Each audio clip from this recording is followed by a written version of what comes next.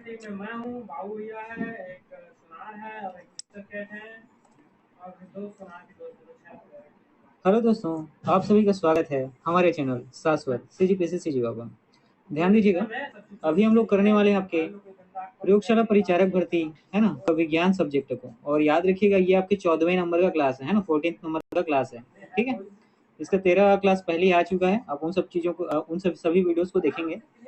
और छत्तीसगढ़ का एक क्लास मैंने अपलोड किया हुआ है, और आपका जो है भारत का भूगोल का याद रखिएगा 2 क्लास मैंने अपलोड किया हुआ है। सभी वीडियोस को आप देखेंगे, हो सके तो नोट डाउन करें, है ना, और उसी क्वेश्चन को रिविजन करते रहें। ठीक है, चलिए आगे बढ़ते हैं आपके 60 नंबर के प्रश्नों के लिए।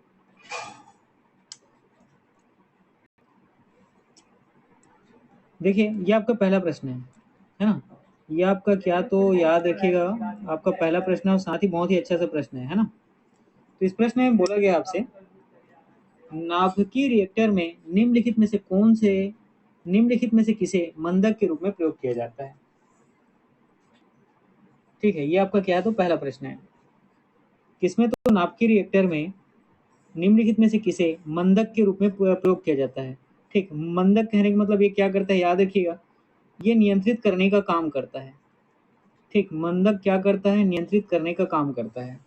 ठीक है, मंदक क्या करता है, जब है ना जो क्रिया है वो क्या होती है, तीव्र होती है। ठीक है, जो रासायनिक क्रिया तीव्र होती है उसको क्या करने के, मंद करने का काम करता है। मंद मतलब धीमा करने का काम करता है। और कहाँ तो याद रखिएगा, परमाणु रिएक्टर में, है ना। तो इस जो ये है ना मंद करने या धीमा करने का काम या नियंत्रित करने का काम करती है जो मंदक है, वो कौन सा होता है ये आपको बताने हैं। और कहाँ तो परमाणु रिएक्टर में। तो ए थोरियम को, बी ग्रेफाइट को, सी रेडियम को, डी साधारण जल को। तो याद रखिएगा, नाभिकीय रिएक्टर में मंदक के रूप में ग्रेफाइट का इस्तेमाल होता है। किसका तो ग्रेफाइट का, और साथ ही साधारण जल का भी प्रयोग किया जाता है, साधारण जल का। तो ये दोनों का आप उत्तर ले सकते हैं, है ना। ये दोनों आपके क्या है तो उत्तर है। ठीक है, यहाँ ग्रेफाइट भी क्या है आपका मंदक का काम करता है, और देखिएगा आपका साधारण जल है ये भी क्या करता है, परमाणु रिएक्टर में मंदक का काम करता है। ठीक है, होता क्या है देखिएगा, जब इसका तापमान, टेम्परेचर जो है ना, जब इसका तापमान क्या होता है, बहुत तीव्र हो जाता है।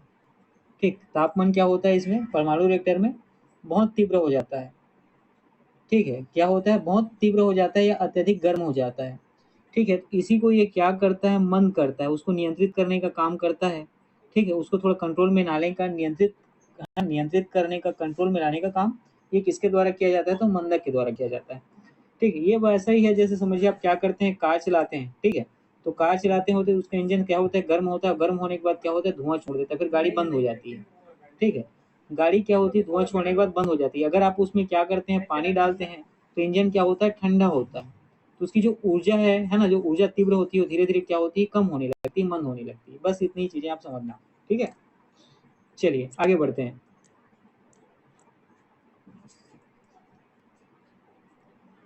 देखिएगा, ये आपका अगला प्रश्न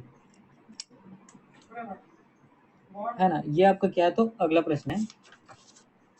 और इसमें पोखरण, ठीक है, पोखरण राजस्थान में एक जगह का नाम है जहाँ नाभिकीय परीक्षण किया गया था 1974 में। और ये परीक्षण किया गया था, उसके लिए क्या होता है, एक कोड बनाया गया था। ठीक है, उसके लिए क्या है तो कोड बनाया गया था। वो जो है गुप्त कोड क्या था ये आपको बताने हैं। ठीक है, देखिए क्या होता है, जब भी किसी प्रकार का, मान लीजिए किसी प्रकार का सैनिक ऑपरेशन है।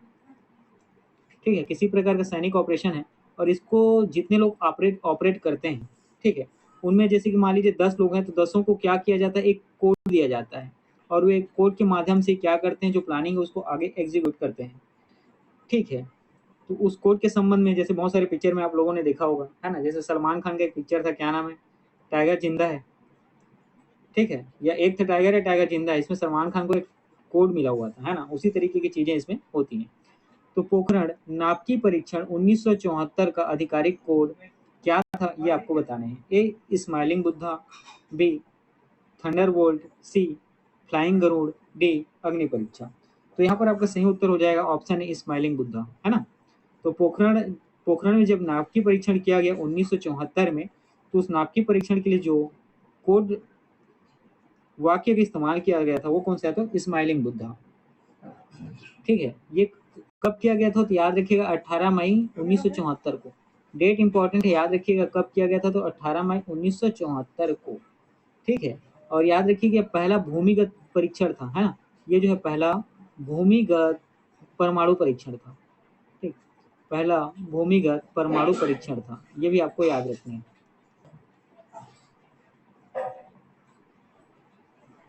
ठीक है, चलिए आगे बढ़ते हैं।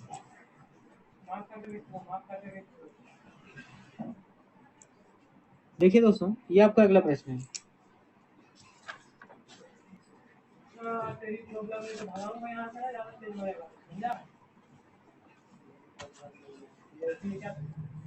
ठीक, देखिए, आधुनिक रसायन शास्त्र का जनक किसे कहा जाता है ये आपको बताने है ना। आधुनिक रसायन शास्त्र का जनक, आधुनिक केमिस्ट्री साइंस का जनक किसे कहा जाता है, ठीक है, ये प्रश्न आपसे पूछा गया है। ए रदरफोर्ड को, बी आइंस्टीन को, सी लेवेजियर को, डी सीवी रमन को, ई उपयुक्त में से कोई नहीं या उपयुक्त में से एक से अधिक। तो याद रखिएगा, आधुनिक रसायन शास्त्र के जनक ये कहा जाता है ऑप्शन सी लेवेजियर को। ठीक है, आपका सही उत्तर हो जाएगा क्या तो लेवेजियर, है ना, इनका पूरा नाम क्या है तो एंटोनी लेवेजियर। ठीक है, चलिए आगे बढ़ते हैं। देखिए, ये आपका अगला प्रश्न है। ये जो है आपका अगला प्रश्न है, इसमें आपसे पूछा गया कि परमाणु जो है के नाभिक के अवयव बताने हैं, मतलब परमाणु के नाभिक में कौन कौन से तत्व या अवयव पाए जाते हैं ये आपको बताना है। ए इलेक्ट्रॉन और प्रोटॉन, बी इलेक्ट्रॉन और न्यूट्रॉन, सी प्रोटॉन और neutron, D proton neutron electron. तो यहाँ पर आपका जो सही उत्तर हो जाएगा ऑप्शन सी प्रोटॉन और न्यूट्रॉन। ठीक है, याद रखिएगा परमाणु के नाभिक में कौन कौन से अवयव होते हैं तो वहाँ होते हैं प्रोटॉन और न्यूट्रॉन, और एक और होता है ना, लेकिन वो होता है परमाणु के नाभिक में नहीं होता। ठीक है, एक और तत्व उसमें होता है, वो होता है इलेक्ट्रॉन, लेकिन ये परमाणु के नाभिक में नहीं होता। ये क्या होता है, परमाणु के बाहरी कक्षा में होता है। ये जो है परमाणु के बाहरी कक्षा में होता है, और नाभिक के चारों ओर क्या करता है, चक्कर लगाता है। और नाभिक के चारों ओर ये क्या करता है तो चक्कर लगाते रहता है। ठीक, नाभिक के चारों ओर परमाणु जो है क्या करता है, चक्कर, इलेक्ट्रॉन जो है चक्कर लगाते रहता है। ठीक है, इतनी चीजें क्लियर हुई, चलिए आगे बढ़ते हैं।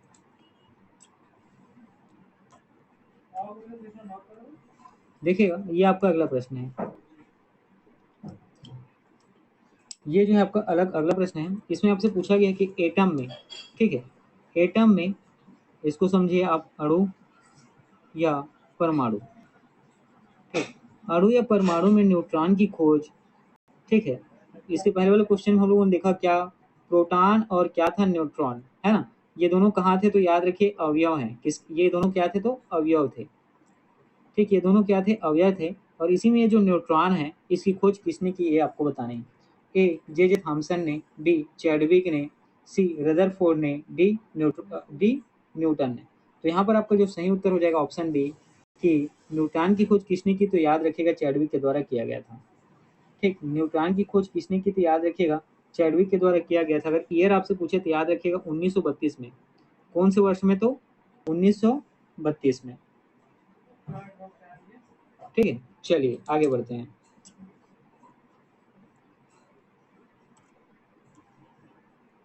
देखिएगा, ये आपका अगला प्रश्न है। ये जो है आपका अगला प्रश्न है। सबसे पहले आप प्रश्न को पढ़िए, फिर इसका हम लोग आंसर निकालने की कोशिश करते हैं। ठीक है, इस प्रश्न में आपसे पूछा गया है कि निम्नलिखित में से कौन सा कण आवेश रहित होता है। ठीक, आवेश आपको दो प्रकार का देखने को मिलता है, धनात्मक या ऋणात्मक। इसी को कहते हैं ठीक है, क्या कहते हैं, या तो पॉजिटिव या निगेटिव। ठीक है, ये पॉजिटिव आयन या निगेटिव आयन, ठीक है, इसको धनात्मक या ऋणात्मक आवेश कहते हैं। जब जब ना तो आवेश धनात्मक होता है और नहीं ऋणात्मक होता है, तो इसका मतलब क्या है कि वो आवेशहीन है, आवेश नहीं है। ठीक है, वो क्या है, आवेशहीन है, आवेश रहित है। ठीक है, तो निम्नलिखित में से कौन सा कण आवेश रहित है ये आपको बताने हैं। ए अल्फा कण, बी इलेक्ट्रॉन, सी न्यूट्रॉन, डी प्रोटॉन, ई उपयुक्त में से कोई नहीं है, उपयुक्त में एक से अधिक। तो याद रखिएगा, आवेश रहित कौन सा है, बिना आवेश वाला कौन सा कण है तो याद रखिएगा न्यूट्रॉन। न्यूट्रॉन जो है इसमें हम लोग क्या लिखते हैं, एन के साथ जीरो लिखते हैं। आप एन जीरो इस तरीके से लिख सकते हैं या इस तरीके से। तो ये जीरो क्या बताता है कि उसमें क्या है, आवेश नहीं है। ठीक, ये जीरो क्या इंडिकेट करता है, क्या देखिए वो आवेश रहित है। ठीक है, क्या है तो बिना आवेश का कण है। ठीक है, इलेक्ट्रॉन क्या लगता है तो याद रखिएगा माइनस आयन लेता है, उसी प्रकार प्रोटॉन क्या लेता है तो धन आयन लेता है। ठीक है, इतनी चीजें क्लियर हुई। चलिए आगे बढ़ते हैं।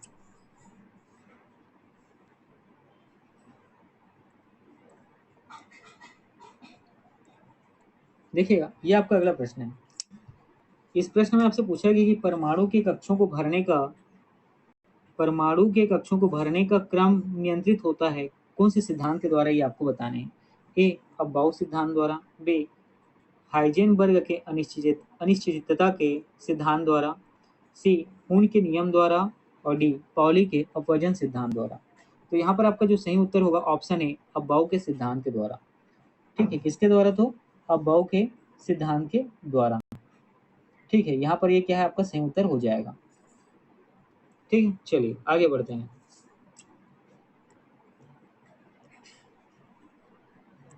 देखिएगा, ये आपका अगला प्रश्न है। ये जो है आपका अगला प्रश्न है और इसमें आपसे, ठीक है, इस प्रश्न में आपसे पूछा गया है क्या है, देखिए, एक तत्व में इलेक्ट्रॉन और न्यूट्रॉनों की संख्या क्रमशः 18 और 20 है, तो तत्व की द्रव्यमान संख्या आपको बताना है। जब भी तत्व की द्रव्यमान संख्या आपसे पूछे तो आप क्या करेंगे। ठीक है, उस तत्व में जो न्यूट्रॉन है और जो इलेक्ट्रॉन है उनका क्या करेंगे, डिफरेंस निकाल देंगे। तो न्यूट्रॉन कितना है याद रखिएगा, यहाँ पे न्यूट्रॉन यहाँ पे कितना है देखिएगा, ये है ना, या जो बड़ा हो उसी को ले लेंगे, है ना, जो बड़ा हो उसको ध्यान देंगे। इलेक्ट्रॉन यहाँ पे ज़्यादा है तो इलेक्ट्रॉन माइनस न्यूट्रॉन ले लेते हैं। इलेक्ट्रॉन कितनी है 20 है, न्यूट्रॉन कितना है 18 है, और इन दोनों का जो डिफरेंस आएगा 2, यही क्या है तो उस तत्व की परमाणु संख्या है। तो ऑप्शन यहाँ पे क्या है बी 2, ये आपका सही उत्तर हो जाएगा। ठीक, ऑप्शन बी ये सही, 2 ए क्या होगा सही उत्तर हो जाएगा। देखिए ये सीक्वेंस, ये ए ये सी ये है ना, जो पीपीटी बनाते समय ऊपर नीचे हो जाता है। ठीक है, तो 2 आपका सही उत्तर हो जाएगा।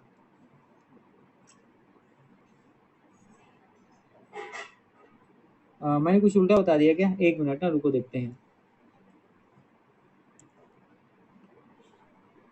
हाँ हाँ ठीक है, सॉरी दोस्तों, मैंने आपका क्या बता दिया, उल्टा बता दिया है ना। यहाँ पे ध्यान देखिएगा, जब भी आपको क्या है तो द्रव्यमान संख्या निकालने हैं, है ना, जब भी क्या तो द्रव्यमान संख्या निकालने हैं, तो उस तत्व में जो प्रोटॉन की संख्या है और जो इलेक्ट्रॉन की संख्या है उसको क्या करेंगे आप जोड़ देंगे। ठीक है, जब भी आप क्या करेंगे किसी भी तत्व का आपको द्रव्यमान संख्या निकालना हो तो उस तत्व में उपस्थित प्रोटॉन की संख्या इलेक्ट्रॉन की संख्या को क्या करेंगे आप जोड़ देंगे। न्यूट्रॉन को क्यों नहीं जोड़ते, क्योंकि न्यूट्रॉन ऑलरेडी क्या होता है 0 रखता है। ठीक है, न्यूट्रॉन क्या होता है न्यूट्रल होता है। तो प्रोटॉन यहाँ पे कितना दिया है देखिए 18 दिया हुआ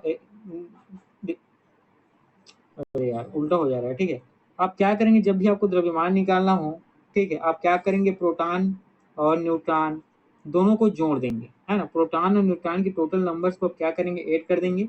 प्रोटॉन यहाँ पे आपको कितना न्यूट्रॉन कितना दिया हुआ है तो याद रखिए यहाँ पे 20 है, और इलेक्ट्रॉन कितना दिया है 18 है। इन दोनों को आप जोड़ेंगे तो 38, यही आपका आंसर आ जाएगा। तो ऑप्शन सी जो है आपका सही उत्तर होगा। देखिए चीजें है ना, चीजें मिस्टेक होती रहती हैं। ठीक है, मैं भी एक इंसान हूँ। चलिए देखिए इसके क्वेश्चन में, है ना, जब भी आपको द्रव्यमान संख्या पूछे, जब भी आपको द्रव्यमान संख्या पूछा आप क्या करेंगे, सीधा जो उस तत्व में इलेक्ट्रॉन की जो संख्या है और उस तत्व में जो न्यूट्रॉन की संख्या उन दोनों को ऐड कर देंगे। तो इलेक्ट्रॉन की संख्या यहाँ पे आपको 18 दिया है, न्यूट्रॉन की संख्या 20 दिया है, दोनों को आप जोड़ेंगे 38 आ जाएगा, यही आपका आंसर हो जाएगा। ठीक है, चलिए आगे बढ़ते हैं।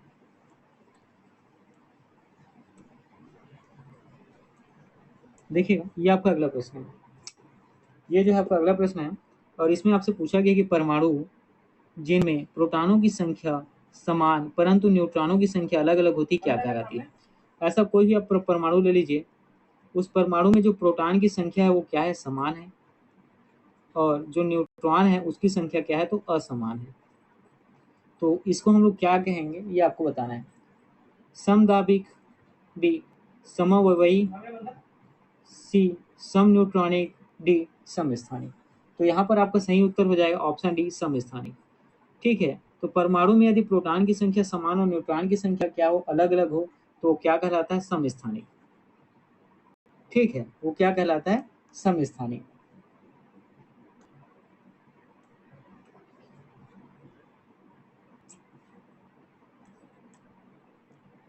देखिएगा, ये आपका अगला प्रश्न है। ये क्या आपका अगला प्रश्न है, रेडियो एक्टिविटी का आविष्कार किसके द्वारा किया गया था ये आपको बताने हैं। ए रदरफोर्ड ने, बी बैकुरेल ने, सी बोर ने, डी मैडम क्यूरी ने, है ना, सी मैडम क्यूरी ने। ठीक, तो रेडियो एक्टिविटी का आविष्कार किसके द्वारा किया गया था, तो यहाँ पर बैकुरेल आपका सही उत्तर हो जाएगा।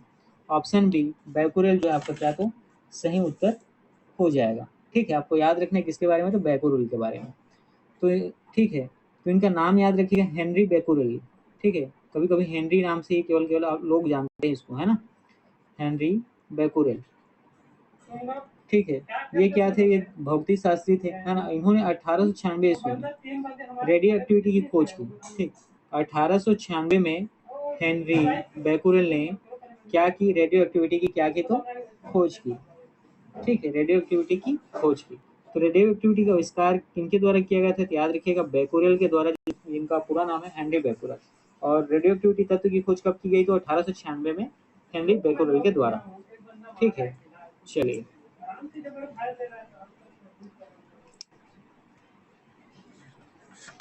देखिएगा, ये आपका अगला प्रश्न है। इस प्रश्न में पूछा गया आपसे कि जल का वाष्प में परिवर्तन। ठीक, इस प्रश्न में आपको बताने हैं कि जो जल है उसका वाष्प में परिवर्तन क्या कहलाता है। पहले क्या था, वो जल था। मान लीजिए एक केटली है, इसमें जल क्या है, पानी भरा हुआ है। यहाँ से आप इसको गर्म करते हैं, और गर्म करने के बाद, थोड़ी गर्म होने के बाद ये क्या होता है, धुआं देने लगता है, ये वाष्प में परिवर्तित होता है। ये किस प्रकार का परिवर्तन है आपको बताने हैं। ए प्राकृतिक, बी भौतिक, सी रासायनिक, डी जैविक। तो यहाँ पर याद रखिएगा ऑप्शन बी ये हो जाएगा, भौतिक परिवर्तन है। जल का वाष्प में बदलना क्या होता है, तो भौतिक परिवर्तन है। ठीक है, जल का क्या, तो वाष्प में बदलना क्या होता है, भौतिक परिवर्तन होता है। भौतिक परिवर्तन वह परिवर्तन होता है जिन्हें क्या होते हैं, दोनों दिशाओं में प्राप्त किया जा सकता है, जिन्हें दोनों दिशाओं में, ठीक है, प्राप्त किया जा सकता है, या ऐसा कहें जिन्हें पुनः, ठीक है, एक अवस्था से दूसरी अवस्था और दूसरी अवस्था से पहली अवस्था, ठीक, जिन्हें एक अवस्था से दूसरी अवस्था और दूसरी अवस्था से पहली अवस्था में प्राप्त किया जा सकता है। ठीक है, जैसे कि देखिए ये क्या है, जल है, ये क्या होगा, वाष्प बन के क्या होगा, उड़ेगा। अब वो वाष्प जब नीचे आएगा, है ना, ठंडी होकर, तो क्या होगा, इस तरीके से जल की छोटी छोटी बूंदें बनेंगी। तो ये जल यहाँ पर भी था, जल यहाँ पर भी है। ठीक है, तो इनको आप दोनों अवस्था में क्या कर पाते हैं, प्राप्त कर पाते हैं। देखिए, ये आपका अगला प्रश्न है। इस प्रश्न में आपसे पूछा गया कि निम्न में से कौन सा रासायनिक परिवर्तन का उदाहरण ये बताएं। रासायनिक परिवर्तन क्या है, तो याद रखिएगा, इसको पुनः प्राप्त नहीं किया जा सकता। ठीक, रासायनिक परिवर्तन को पुनः प्राप्त नहीं किया जा सकता, और ये केवल एक दिशा में होता है। ठीक, ये केवल एक दिशा में क्या होता है। ठीक है, चलिए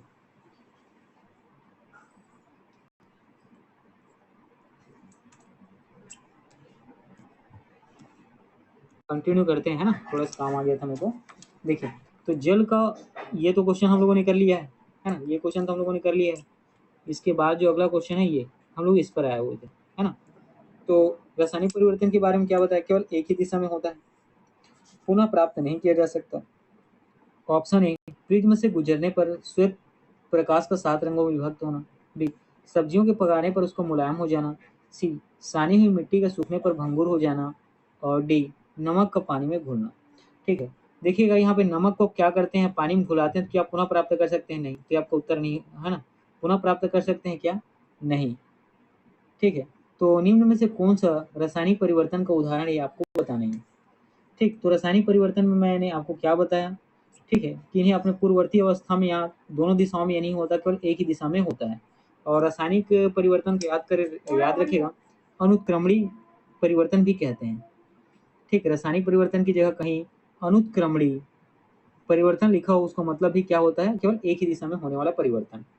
ठीक है, केवल एक ही दिशा में क्या तो होने वाला परिवर्तन। तो इस प्रश्न का उत्तर आपका सही हो जाएगा, सब्जियों को पकाने पर उसका मुलायम हो जाना। ठीक, सब्जियों को पकाने पर उसका क्या हो जाना, मुलायम हो जाना। उसको आप किसी भी दूसरे तरीके से क्या कर सकते हैं, पुनः सब्जी में नहीं बदल सकते हैं। ठीक है, सब्जी की जो पहली अवस्था में नहीं बदल सकते हैं। ठीक है, तो सबसे बेस्ट आंसर कौन सा रहेगा, यही रहेगा। चलिए आगे बढ़ते हैं। देखिएगा, ये आपका अगला प्रश्न है। ये जो है आपका क्या तो अगला प्रश्न है, और इसमें पूछा गया आपसे पास्तुरीकरण, है ना, जिसको पाश्चुरीकरण कहते हैं, ये किससे संबंधित है, ये आपको बताएं। ए दुग्ध के निर्जमीकरण से।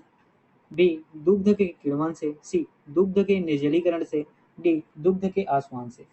तो पास्तुरीकरण संबंधित किससे है? तो ऑप्शन याद रखिएगा, दूध के निर्जमीकरण से। दूध के क्या? तो निर्जमीकरण से। ठीक है, चलिए आगे बढ़ते हैं। देखिएगा, ये आपका अगला प्रश्न है। ठीक है, अशुद्धियों के कारण द्रव का क्वथनांक क्या होता है ये आपको बताने हैं। बढ़ जाता है, घट जाता है, वही रहता है, कोई संबंध नहीं। मान लीजिए यहाँ पे क्या है? जल है। ठीक है, जल है और आप इसको क्या कर रहे हैं? आग से गर्म कर रहे हैं, है ना? आप इसको आग से गर्म कर रहे हैं। इसमें क्या होता है? जैसे जैसे ये गर्म होगा, है ना, जैसे जैसे ये गर्म होता है तो क्या होता है? इसका क्वथनांक बढ़ने लगता है। ठीक है, यहाँ देखेंगे आप, बुलबुले थोड़ा ज़्यादा आते हैं, है ना, और भाप भी क्या है? थोड़ा सा ज़्यादा। ठीक है, भाप की मात्रा भी क्या होती है? थोड़ा ज़्यादा निकलने लगती है। तो इसमें आप क्या करेंगे? देखेंगे इसमें अगर मान लीजिए आप कुछ अशुद्धि में नमक मिला दें, है ना, अशुद्धि के में देखिए आप नमक मिला दें इसमें, या आप इसमें शक्कर मिला दें, या इसमें आप हल्दी मिला दें, तो क्या होता है? इसका क्वथनांक बढ़ जाता है। तो इसमें जो बुलबुले बनते हैं वो क्या होंगे? ज़्यादा बनेंगे, है ना, तेजी से बनेंगे, और साथ ही भाप जो है और तेजी से निकलने लगेगा। तो अशुद्धियों के कारण द्रव का क्वथनांक क्या होता है? तो याद रखिएगा, अशुद्धियाँ जब आप मिलाते हैं तो द्रव का क्वथनांक जो है बढ़ जाता है। ऑप्शन ए, द्रव का क्वथनांक जो है, क्वथनांक मतलब उसके क्या करने का?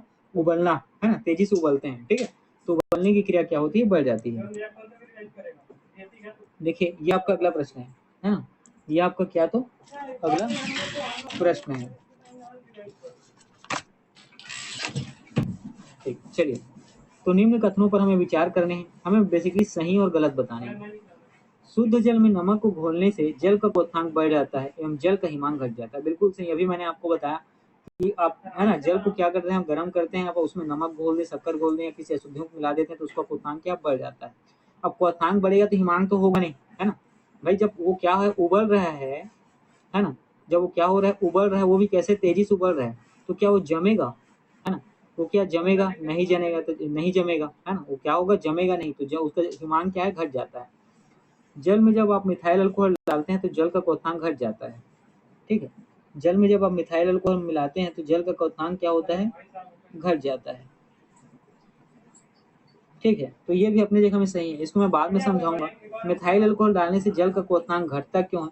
क्योंकि याद रखिएगा ये क्या बनाता है? हाइड्रोजन बाइंडिंग बनाता है। अभी आपको इतना ही याद रखना है, ये क्या करता है? हाइड्रोजन बाइंडिंग बनाता है। ठीक, हाइड्रोजन बाइंडिंग बनाता है, जिससे कारण जल का क्वथनांक क्या होता है? घटने लगता है। ठीक, चलिए आगे बढ़ते हैं। देखिए दोस्तों, ये आपका अगला प्रश्न है और इसमें आपसे पूछा गया है, निम्न में से कौन सा कोलाइड नहीं है? ये आपको बताना है। ठीक, कोलाइड नहीं है आपको बताना है। ए दूध, बी खून, सी आइसक्रीम, डी शहद। तो यहाँ पर याद रखिएगा, ऑप्शन डी शहद जो है आपका सही उत्तर हो जाएगा। शहद जो है ये क्या है? तो कोलाइड नहीं है। बाकी दूध, खून और आइसक्रीम तीनों के तीनों क्या है? तो कोलाइड है। ठीक, तीनों के तीनों क्या है? तो कोलाइड है। कोलाइड के बारे में क्या याद रखना है? विषमांगी है। ठीक, क्या है? तो विषमांगी, विषमांगी मिश्रण है। ठीक है, विषमांगी मिश्रण कहने का मतलब जो क्या उसमें पूरी तरीके से समाहित नहीं हो जाता। जैसे क्या होता है? देखिए, आप शक्कर में आप नमक को आप पानी में शक्कर मिलाओगे तो पूरी तरीके से उसे घुल के मिल जाता है, वो पता ही नहीं चलता टाइम बाद, है ना। अच्छे से आप जब उसको क्या करेंगे उसमें, ठीक है, स्पून का अच्छे से उसमें हिलाएंगे तो पूरी तरीके से उसमें क्या हो जाता है? घुल जाता है। लेकिन ये क्या होता है? उसमें पूरी तरीके से समाहित नहीं होता, पूरी तरीके से घुलता नहीं है, पूरी तरीके से उसमें समा नहीं जाता है। विषमांगी मतलब क्या होता है? ये अलग से दिखता है आपको। ठीक है, ये अलग से क्या होता है? इसके कण जो है आपको दिखते हैं। ठीक, इसके कण जो है आपको अलग से दिखते हैं। जैसे यहाँ पे दूध है ना, दूध को ऐसे क्या करोगे? आप अपनी उंगली को दूध में डालोगे तो हल्का सा आपको दरदरा महसूस होगा, वही क्या है? क्लोराइड है। खून में वैसे ही है, जब आप कहीं पे करते हैं तो वहाँ पर क्या करते हैं? दबाते हैं, थोड़ी देर बाद खून क्या बाहर आना बंद हो जाता है, तो उसको भी आप ऐसे टच करोगे तो हल्का सा आपको दरदराहट महसूस होगा, वही क्लोराइड है। आइसक्रीम जब आप खाते हो, है ना, आइसक्रीम खाते हो, ठीक है, तो आइसक्रीम की में आप देखे हुए या चम्मच के माध्यम से या कोन वाले जैसे भी, है ना, डायरेक्ट खाते होगे तो क्या होता है? आपके जीभ के सरफेस पर फैलता है, या उसको आप देखे होगे उसके आइसक्रीम को, तो क्या होता है उसमें, है ना, वो हल्का सा क्या होता है? आपका गीला होता है और उसमें हल्का सा ऐसे छोटा छोटा क्या दाने दाने जैसे दिखता है, यही क्या है? तो कोलाइड है। यही क्या है? तो कोलाइड है। ठीक है, चलिए आगे बढ़ते हैं। देखिएगा, ये आपका अगला प्रश्न है। कोहरे में निम्नलिखित में से कौन सा कोलाइड तंत्र अब अभियुक्त होता है या अभिव्यक्त होता है? ये आपको बताने हैं। ठीक है, तो यहाँ पे देखिए, ऑप्शन ए गैस में द्रव, ऑप्शन बी गैस में ठोस, ऑप्शन सी द्रव में गैस, ऑप्शन डी द्रव में द्रव। ठीक है, तो निम्न कोहरे में निम्नलिखित में से कौन सा कोलाइड तंत्र अभिव्यक्त होता है या अभियुक्त होता है? ये आपको बताना है। गैस में द्रव, ठीक है, गैस में क्या तो द्रव। देखिए कोहरे में शामिल क्या क्या होता है तो मैं बताता हूँ। कोहरे में आपको गैस देखने को मिलेगा, साथ ही जो धुंध दिखता है वो उसमें क्या होता है, पानी होता है। इसका मतलब क्या होता है, जल वाष्प होता है उसमें। और साथ ही कुछ धूल कण भी दिखते हैं, और साथ ही क्या तो धूल कण दिखते हैं। तो ये इसमें क्या होता है, गैस होता है। और गैस से क्या होता है, मैंने क्या बताया यहाँ पे, ऑप्शन ए है ना। मैंने क्या बताया आपको इस प्रश्न में कि कोहरे में निम्नलिखित में से कौन सा कोलाइड विलयन जो है क्या होता है इसमें सम्मिलित होता है। ठीक, तो यहाँ पे मैंने क्या बताया, गैस से द्रव है ना, गैस से द्रव। मैंने इसमें क्या बताया आपका ऑप्शन, गैस से द्रव। किस प्रकार का गैस, तो जल वाष्प वाला गैस रहता है, साथ में धूल कण हल्के हल्के इसमें सम्मिलित होते हैं। और ठीक है, और जल वाष्प होता है, इसका मतलब क्या होता है, तो गैस होता है, दूसरा क्या होता है, जल होता है। तो ये गैस से द्रव में अभिव्यक्त होता है या अभिव्यक्त होता है। ठीक है, इतनी चीजें क्लियर हुई। चलिए आगे बढ़ते हैं। देखिएगा ये आपका अगला प्रश्न है। इस प्रश्न में आपसे पूछा गया है कि खीरे को काट कर, है ना, यदि नमक डाला जाता है तो निम्न में से किसके कारण पानी निकलता है, बताएं। देखिए खीरा आप लोगों ने पता ही होगा, सब गर्मी के दिनों में खाते होंगे, है ना, और अदरवाइज सलाद के रूप फॉर्म में सब खाते हैं। तो उसमें काट के बाद आप उसमें क्या करते हैं, नमक डाल देंगे तो उसमें से पानी निकलने लगता है। वैसे सब्जी आप बनाते हैं तो जल्दी पकाने के लिए आप क्या करेंगे, नमक डालते हैं तो सब्जी से भी क्या आने लगता है, पानी निकलने लगता है। तो इसका कारण क्या है आपको बताना है। ए सक्रिय परिवहन, बी निष्क्रिय परिवहन, सी परासरण, डी परत प्रसार। तो यहाँ पर जो आपका सही होगा उत्तर होगा ऑप्शन सी, परासरण आपका सही उत्तर हो जाएगा। ठीक, परासरण क्या हो जाएगा, आपका सही उत्तर हो जाएगा। ठीक है, चलिए आगे बढ़ते हैं। ठीक है दोस्तों, आज का क्लास में इतना ही रखता हूँ। अच्छे से पढ़ते रहिए, जितने भी क्वेश्चन हैं सभी इंपॉर्टेंट हैं, है ना। और हमारी अभी तो आपकी डेट क्लियर हुई नहीं है ना, अभी डेट हम लोग के क्लियर नहीं हुई है, तब तक आराम से पढ़िए, तब तक आराम से पढ़िए। और जैसे ही आपका डेट क्लियर हो जाएगा, हम लोग चीज़ों को थोड़ा सा जल्दी और चीज़ों को ज़्यादा करने की कोशिश करेंगे। ठीक है, देखिए यहाँ विज्ञान जो है आपका 60 नंबर का है, तो हम लोग जिस तरीके अभी क्वेश्चन पढ़ रहे हैं ये 30 से 40 नंबर का तो ऐसे ही पूछा जाएगा, ये तो श्योर है ना।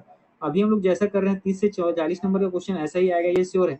10 नंबर के आसपास का आपको, है ना, देखने को मिल सकता है, न्यूमेरिकल देखने को मिल सकता है, और 10 नंबर के अच्छे लेवल के प्रश्न देखने को मिलेंगे। सभी चीज़ों को हम लोग आराम से करेंगे। पहले 30 से 40 नंबर वाले सेक्शन को कंप्लीट करते हैं। न्यूमेरिकल में जैसे ही आपका एग्जाम डेट क्लियर हो जाएगा, है ना, एग्जाम डेट क्लियर हो जाएगा तो आखिरी के 7 दिन में इसके जितने भी न्यूमेरिकल है इंपॉर्टेंट वो सारे मैं करा दूंगा। ठीक है, और जैसे ही आपका एमसीक्यूज वाला ये जो अभी सेक्शन है ये खत्म होता है, उसके बाद मैं टॉपिक वाइज जो इंपॉर्टेंट टॉपिक है उसको लाऊंगा, फिर यहाँ हम लोग थ्योरी वाले सेक्शन को अच्छे से करेंगे। ठीक है, जहाँ से पेपर में आपके प्रश्न बनते हैं। ठीक है, सभी चीज़ों को नहीं। चलिए ठीक है, पढ़ते रहिए। आज का क्लास में इतना ही रखता हूँ।